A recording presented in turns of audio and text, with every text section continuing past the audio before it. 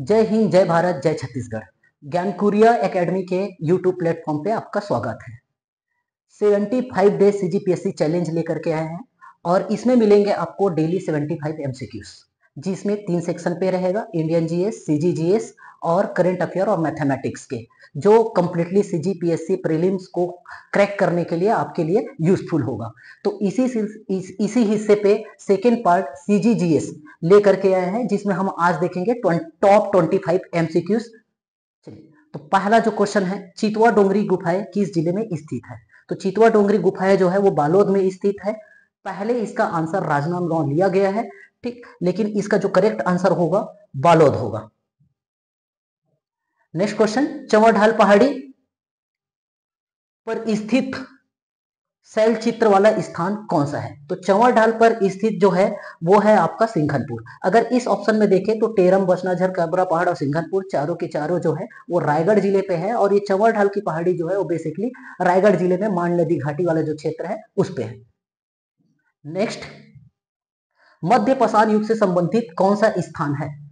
तो मध्य पाषाण युग से संबंधित अर्जुनी, चितवा डोंगरी, धनपुर, कबरा पहाड़। तो छत्तीसगढ़ में बहुत सारे स्थान ऐसे हैं जो पाषाण कालीन स्थल है। इसमें से कुछ जो है वो पूर्व पाषाण काल है, कुछ मध्य पाषाण काल है और कुछ जो है वो नव पाषाण काल है। सीजीपीएससी या व्यापम जो है वो इससे क्वेश्चन पूछते रहता है। तो इसको बनाने के लिए हम एक चीज देखते हैं, जिसमें अगर हम बात करें पूर्व पाषाण काल की बात करें तो होता है सिंघन पूर्व। तो इसके नाम के सामने लगा हुआ है सिंघन पूर्व, नाम के बाद लगा है पूर्व, तो पूर्व पाषाण काल हो जाएगा। अगर हम बात करें मध्य पाषाण काल के बारे में तो एक वर्ड आप याद रख सकते हो, मकबरा। तो मध्य पाषाण काल जो हो जाएगा वो कबरा पहाड़ हो जाएगा। नव पाषाण काल की बात करें तो हम एक वर्ड याद कर सकते हैं, वो है आपका नवा अटैची। नवा अटैची जैसी ये आप देखते हैं, नवा नव पाषाण काल। अ से आपका ये जो अर्जुनी हो जाएगा, टे से आपका टेरम हो जाएगा और ची से आपका चितवा डोंगरी। तो ये जो तीनों जो है वो नव पाषाण काल है। और अगर हम उत्तर पाषाण काल की बात करें तो एक वर्ड हम देख सकते हैं, उधम। ठीक, तो उत्तर पाषाण काल जो होगा वो हो जाएगा आपका धनपुर और म से आपका महानदी घाटी। इसके साथ साथ और भी मध्य पाषाण कालीन स्थल है, नव पाषाण कालीन स्थल है और पूर्व पाषाण कालीन स्थल है, लेकिन ये जो है वो बहुत ही ज्यादा इंपॉर्टेंट है। तो इसका सही आंसर हुआ कबरा पहाड़। और कुछ और हम मध्य पाषाण कालीन स्थल की बात करें तो मध्य पाषाण कालीन स्थल और पूर्व पाषाण काल की बात करें तो पूर्व पाषाण काल आपको सिंघनपुर मिलेगा, छापामार मिलेगा, भंवरपुर मिलेगा, गीधा मिलेगा, सोनबरसा मिलेगा। ठीक है, और सारे के सारे जो पूर्व पाषाण काल स्थल जो है वो रायगढ़ जिले में है। तो आपको पहले यही चेक करना है कि आइडेंटिफाई कर लो कि ये प्लेस जो है वो किस जिले पे है। अगर रायगढ़ जिले पे है तो डेफिनेटली वो पूर्व पाषाण काल का होगा। मध्य पाषाण काल की बात करें तो कबरा पहाड़ जो है वो रायगढ़ में है, बाकी के सारे जो है वो आपको बस्तर में मिलेंगे, कालीपुर, खड़ा घाट, गढ़चंदेला, घाट लोहांग, भातेवाड़ा, राजपुर, गढ़घोगरा। तो सारे के सारे जो है वो आपको बस्तर जिले में मिलेंगे। तो मध्य पाषाण काल से सिर्फ एक ही याद रखना है, इसीलिए मैंने मकबरा ए वर्ड बताया। मकबरा मतलब कबरा पहाड़ मध्य पाषाण काल जो मिलेंगे रायगढ़ में, बाकी सब के सब जो होंगे वो बस्तर पे। पूर्व पाषाण काल सारे के सारे आपको मिलेंगे कहाँ? रायगढ़।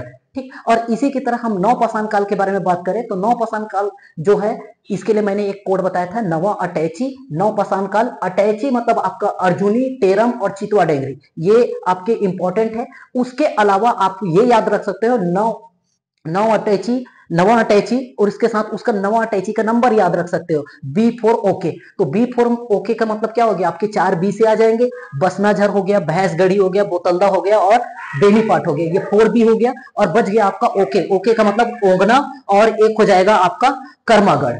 तो इस तरीके से आप नवा अटैची, B4 ओके, इससे आप नौ पाषाण कालीन स्थल को अच्छे से याद रख सकते हैं। चलिए अगले क्वेश्चन पे चले। अगला क्वेश्चन जो है, छत्तीसगढ़ में महापाषाण युगीन सभ्यता के अवशेष कहां मिलते हैं? रतनपुर, मल्हार, सिरपुर और शिवरीनारायण। तो महापाषाण युगीन ये वर्ड हमको समझना है। महापाषाण युगीन, जैसे अभी हम पाषाण युग की बात कर रहे थे, तो पाषाण युग के बाद आगे जब हम चलते हैं तो हमको मिलता है ताम्र युग, ताम्र युग के आगे जब हम मिलते हैं लौह युग। तो उसी लौह युगीन सभ्यता पे जो शवों को दफनाने के बाद बड़े पत्थर से ढक दिया जाता था, तो उसी सभ्यता को महापाषाण युगीन सभ्यता के नाम से जाना जाता है। तो बेसिकली महापाषाण युगीन सभ्यता जो है वो लौह युगीन सभ्यता है। तो इसके जो साक्ष्य मिले हैं हमको, मिले हैं मल्हार से। चलिए अगले क्वेश्चन की बात करें। ऐतिहासिक व पुरातात्विक स्थल भैंसगढ़ी किस जिले में स्थित है? अगर आपने वीडियो अभी पूरे देखे होंगे तो ये भैंसगढ़ी जो है वो आपको मिल जाएगा रायगढ़ जिला पे। चलिए नेक्स्ट क्वेश्चन की बात करें। छत्तीसगढ़ के किस स्थान से पाषाण युग का मेनिहर प्राप्त हुआ है? तो अगर आपने ये पाषाण युग का मेनहिर शब्द जो है वो अगर आपने क्लिक कर लिया तो इस क्वेश्चन का पाषाण आंसर बता सकते हैं। मेनहिर का मतलब हो गया पाषाण स्तंभ। तो पाषाण स्तंभ जो है वो आपको मिला है करका भाठा से। चलिए नेक्स्ट क्वेश्चन देखते हैं। छत्तीसगढ़ में से किस स्थान से पाषाण युगीन औजार के साक्ष्य मिले? तो पाषाण युग के औजार के बारे में बात कर रहे हैं। सारे जो स्थल है सीता बेंगरा, जोगी मारा, कबरा पहाड़, ये सब के सब जो है वो पाषाण कालीन स्थल है। ठीक, और औजार जो है वो कहीं कहीं से ही मिले हैं। ठीक, लेकिन इस ऑप्शन में सीता बेंगरा, जोगी मारा और कबरा पहाड़ तीनों ही जगह से पाषाण कालीन पाषाण युगीन औजार के साक्ष्य हमको देखने को मिलते हैं। चलिए नेक्स्ट क्वेश्चन पे चले। वैदिक काल में बस्तर को किस नाम से जानते थे? वैदिक काल की बात करें तो वैदिक काल को हम दो पार्ट में बांटते हैं, ऋग वैदिक काल और उत्तर वैदिक काल। ऋग वैदिक काल मतलब जिसमें ऋग्वेद का निर्माण हुआ है, उत्तर वैदिक काल मतलब जिसमें बाकी के 3 वेदों का निर्माण हुआ है। तो ऋग वैदिक काल पे हम देखें तो उस समय छत्तीसगढ़ का उल्लेख कहीं पर भी नहीं है, लेकिन हम उत्तर वैदिक काल में देखें तो वहां पर रेवा नदी का उल्लेख है। और उत्तर वैदिक काल पे आपका जो बस्तर है उसको दक्षिण दिक के नाम से बताया गया है। तो इसका सही आंसर हो जाएगा दक्षिण दिक। चलिए नेक्स्ट क्वेश्चन। जनश्रुतियों के अनुसार किस जगह रामायण कालीन अत्रि मुनि का आश्रम था? तो जैसा आप जानते हो, जैसे ही राम जी को वनवास मिला था तो वो जो है अयोध्या से निकले थे और इधर छत्तीसगढ़ होते हुए वो लंका की तरफ गए थे। तो इस ड्यूरेशन पे उनका अधिकतर जो समय है यही दंडकारण्य मतलब छत्तीसगढ़ वाले क्षेत्र में बीता है। इस ड्यूरेशन में वो बहुत सारे ऋषि मुनियों के पास गए, तो बहुत सारे ऋषि मुनियों का आश्रम जो है वो छत्तीसगढ़ में आपको देखने को मिलेगा। तो इस तरीके से हम देखें तो अत्रि मुनि का जो आश्रम जो है वो आपको मिलेगा सीतामढ़ी में। तुरतुरिया जो है वो वाल्मीकि आश्रम से संबंधित है और राजिम जो है वो लोमस ऋषि आश्रम से संबंधित है। ठीक है, तो इसका सही आंसर हो जाएगा आपका सीतामढ़ी। चलिए कुछ और हम रामायणकालीन ऋषियों के बारे में बात करें तो एक ऋषि है सरभंग ऋषि, जिनका आश्रम मैनपाट में, जमदग्नि ऋषि देवगढ़ में, मतंग ऋषि जो शिवरी नारायण पे, वाल्मीकि ऋषि तुरतुरिया में, लोमस ऋषि राजिम में, श्रृंगी ऋषि सिहावा पे, कंक ऋषि कांकेर पे, पुलस्त ऋषि दुधवा पे और विश्रवा ऋषि विश्रामपुर में आश्रम के ये जनश्रुति में कहा गया है। आगे देखिए, वाल्मीकि रामायण के अनुसार भगवान राम किस नदी को पार करके छत्तीसगढ़ में प्रवेश किए थे? तो जैसे ही वो अयोध्या से निकले, उत्तर प्रदेश होते हुए आपके मध्य प्रदेश से होते हुए छत्तीसगढ़ में इंटर करते हैं, तो छत्तीसगढ़ में इंटर करते हैं तो पहला जो जिला पड़ेगा ऊपर वाला सरगुजा संभाग का, ठीक है, कोरिया वर्तमान का एमसीबी, मनेन्द्रगढ़, चिरमिरी, भरतपुर से होते हुए, ठीक, तो उस तरफ जब देखते हैं तो हमको इन चारों नदी में से 2 नदी जो है वो नीचे की साइड में मिलेंगे, नर्मदा और महानदी। बाकी जो बचे 2 ये ऊपर उत्तरी छत्तीसगढ़ की नदी है, बनास और गोपर।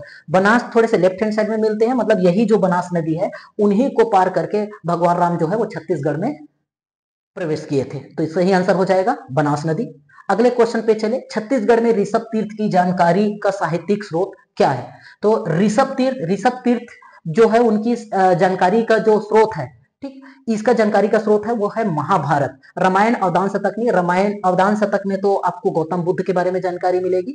ठीक है, ऋषभ तीर्थ जो है वो महाभारत से संबंधित है, क्योंकि महाभारत में आपका क्या है, जैसे हम रामायण के बारे में बात करें, रामायण में किष्किंधा कांड, बाल कांड, लंका कांड, ऐसे रामायण को कांड में बांटा गया है। वैसे महाभारत जो है वो पर्व में है, भीष्म पर्व है, वन पर्व है, ठीक है, तो उसी में आपका ये जो ऋषभ तीर्थ का उल्लेख है। और ऋषभ तीर्थ जो है जो हमारे अभी वर्तमान में दमोदर है, ठीक, वहां पर ऋषभ तीर्थ की हमको जानकारी मिलती है।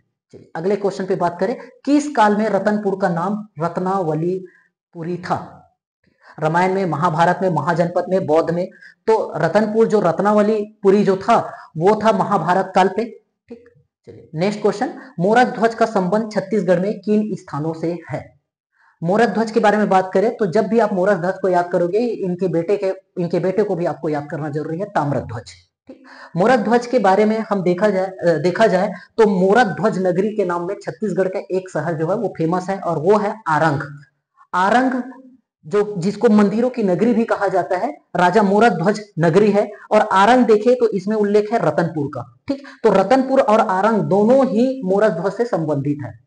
जनश्रुति के अनुसार रतनपुर और आरंग दोनों ही क्षेत्र में राजा मोरध्वज का क्या था, शासन था। और ये जो है वो महाभारत से संबंधित है। महाभारत के समय में इन्होंने कौरवों और पांडवों के जब युद्ध हुआ था कौरव और पांडवों का, तो उस युद्ध में ये शामिल भी हुए थे। साथ ही साथ हम बात करें मोरध्वज के बारे में, तो मोरध्वज का बेटा जो है ताम्रध्वज, जब युधिष्ठिर ने अश्वमेध यज्ञ किया था तो अपने घोड़े को जब क्या बोलना चाहिए, अब साम्राज्य विस्तार के लिए आगे बढ़ाया, तो जैसे ही इस क्षेत्र पे आया था तो मोरध्वज के बेटे ताम्रध्वज ने वो घोड़ा रोक लिया। और उसके लिए क्या करना पड़ता है, अगर किसी ने घोड़ा रोक लिया मतलब आप उनकी अधीनता स्वीकार नहीं कर रहे हो, तो आप युद्ध के लिए तैयार रहो।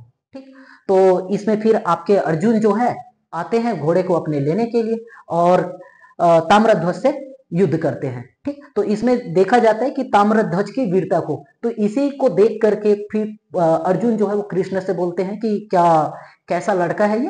ठीक, तो कृष्ण बताते हैं कि कोई सामान्य मानव नहीं है, ये मोरध्वज का बेटा है। तो इसकी परीक्षा लेने के लिए, इनकी दानशीलता की परीक्षा लेने के लिए कृष्ण और अर्जुन जो है ये और यमराज जो है, ये किंवदंती है जनश्रुति के अनुसार, परीक्षा लेने के लिए जाते हैं। और राजा मोरध्वज जो है अपने क्या बोलना चाहिए, बेटे का, ठीक, क्या करते हैं, आरे से काट करके क्या कर देते हैं, शेर को खिलाने के लिए दे देते हैं। तो इसी किंवदंती है कि आरंग का नाम जो है वो आरा और अंग से पड़ा है। चलिए, तो इस क्वेश्चन का सही आंसर होगा रतनपुर आरंग। चलिए अगले क्वेश्चन पे देखें, शक्ति जिले के दमोदरहा में साक्ष्य मिले हैं।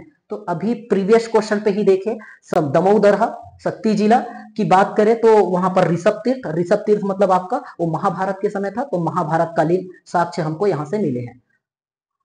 आनंद प्रभु कुटी विहार में स्थापित मुख्य प्रतिमा किनकी है? तो आनंद प्रभु कुटी विहार में स्थापित मुख्य प्रतिमा जो है वो गौतम बुद्ध की है। ठीक है, जो विहार जो शब्द जो होता है वो बौद्धिज्म से रिलेटेड है। ठीक, आनंद प्रभु के लिए नहीं था, ये विहार जो था वो गौतम बुद्ध के लिए था। चलिए, किस जगह से भगवान बुद्ध की विशाल प्रतिमा और प्राचीन स्मारक मिले हैं? नारायणपाल, केसलपाल, बारसूर और भोंगापाल। ठीक, नारायणपाल की बात करें तो नारायणपाल से विष्णु मंदिर मिला है। नारायणपाल से क्या मिला है? विष्णु मंदिर मिला है। बारसूर तो बत्तीसा मंदिर के लिए। भोंगापाल इसका जो है वो करेक्ट आंसर है। भोंगापाल में आपको भगवान बुद्ध की विशाल प्रतिमा मिली है। चलिए नेक्स्ट, जैन धर्म से संबंधित स्थल है। छत्तीसगढ़ में बहुत सारे स्थान ऐसे हैं जो जैन धर्म से संबंधित है। जैन धर्म में अगर हम पहला नाम देखें तो वो है आरंग, जो बहुत ही इंपॉर्टेंट है, भौंडल देवर मंदिर। और इसमें आरंग तो है नहीं, तो मल्हार, सिरपुर, महेशपुर, तो ये तीनों ही जो जगह है वो जैन धर्म से संबंधित है। स्पेशली हम बात करें सिरपुर की, तो सिरपुर जैन धर्म से भी संबंधित है, बौद्ध धर्म से भी संबंधित है।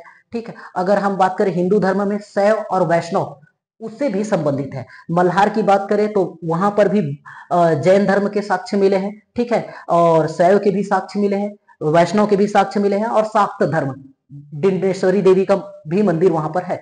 महेशपुर में भी आपके जैन धर्म से संबंधित साक्ष्य मिले। तो इसका जो करेक्ट आंसर हो जाएगा आपका ऑप्शन डी।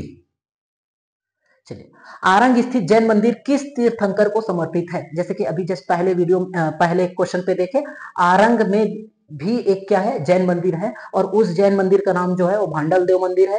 ठीक है, तो उसमें आपको जो मिलता है वो है आपका क्या है, अजितनाथ। पार्श्वनाथ आपको नगपुरा में मिलेगा, शिवनाथ नदी के किनारे। चलिए, तो इसका सही आंसर हो जाएगा अजितनाथ। नेक्स्ट, 16वें तीर्थंकर शांतिनाथ की जानकारी हमको कहां से मिलती है? तो इनकी जानकारी हमको भाटागुड़ा से मिलती है। भांडेर की बात करें तो भांडेर जो है वो आरंग का प्राचीन नाम है। ठीक, गुंजी से तो दमोदरा आपको ऋषभ तीर्थ की जानकारी मिलती है। चलिए नेक्स्ट क्वेश्चन, लौह युगीन पाषाण स्तंभ के साक्ष्य हमको कहां से मिले हैं? तो लौह युगीन पाषाण स्तंभ, जैसे अभी मैंने बताया था कि लौह युग में भी आपके पाषाण का उपयोग होता था, तो पाषाण स्तंभ आपको जो है वो गढ़ धनौरा से मिले हैं। नेक्स्ट, किस ग्रंथ से जानकारी मिलती है कि गौतम बुद्ध जो है वो सिरपुर आए थे? बौद्ध धर्म का जो महत्वपूर्ण ग्रंथ है वो है अवदान शतक, और इसी अवदान शतक में से हमको जानकारी मिलती है कि गौतम बुद्ध जो है वो सिरपुर आए थे। नेक्स्ट क्वेश्चन, महाभारत काल में चित्रांगतपुर के नाम से कौन सा शहर जो है वो जाना जाता था? तो महाभारत काल में चित्रांगतपुर के नाम से, अगर चित्रांगतपुर के बारे में बात करें तो चित्रांगतपुर जो है यहाँ चित्रांगदा। ठीक, चित्रांगदा कौन थी? तो चित्रांगदा जो थी वो थी अर्जुन की पत्नी। ठीक है, और इनका जो बेटा हुआ बब्रुवाहन, बब्रुवाहन ने क्या किया, सिरपुर पे राजधानी बनाया था। तो चित्रांगदपुर का जो नाम है वो क्या हो सकता है, क्या होगा आपका, सिरपुर होगा। चलिए नेक्स्ट, महाभारत काल में सिरपुर किसकी राजधानी थी? तो इसमें भानुमंत के बारे में बात करें तो ये तो दक्षिण कोसल का था। बब्रुवाहन, मोरध्वज और बालार्जुन। मोरध्वज की राजधानी तो आरंग थी। बालार्जुन और बब्रुवाहन, इसके ये दो आंसर है कि सिरपुर की राजधानी, सिरपुर राजधानी किसने बनाया था, बालार्जुन और बब्रुवाहन। लेकिन क्वेश्चन में पूछ रहे हैं महाभारत काल में, तो महाभारत काल में कौन थे, बब्रुवाहन थे। बब्रुवाहन जो थे वो अर्जुन के बेटे। अगर हम बात करें बालार्जुन की, तो बालार्जुन जो है वो महाशिवगुप्त बालार्जुन के बारे में बात कर रहे हैं। ठीक, तो ये बालार्जुन जो है वो अभी आधुनिक काल में आप बात कर सकते हैं कि इनकी राजधानी रही है। नेक्स्ट क्वेश्चन, पत्थर के हस्तचलित कुदाल हमको कहां से मिले हैं? तो पत्थर के हस्तचलित कुदाल जो मिले हमको सिंघनपुर से मिले हैं। नेक्स्ट क्वेश्चन, प्रागैतिहासिक स्थल जहां पाषाण युगीन कब्र गाह प्राप्त हुए हैं। ठीक, तो यह है छोटे डोंगर, सिरौली डोंगरी, छोटे पंडरमुरा और कर्मागढ़। अगर हम सिरौली डोंगरी, कर्मागढ़, छोटे पंडरमुरा की बात करें तो ये आपके रायगढ़ जिले में मिलेंगे। छोटे डोंगर तो आपको इधर नीचे साइड में जाएगा। तो इस क्वेश्चन का जो सही आंसर है वो है छोटे पंडरमुरा। छोटे पंडरमुरा से हमको प्रागैतिहासिक स्थल के पाषाण कब्रगाह की प्राप्त हुए हैं। वीडियो अच्छा लगा होगा तो लाइक कीजिएगा, और ऐसे ही नोटिफिकेशन पाने के लिए चैनल को सब्सक्राइब कर लेंगे और शेयर करेंगे तब तो और अच्छी बात है। धन्यवाद।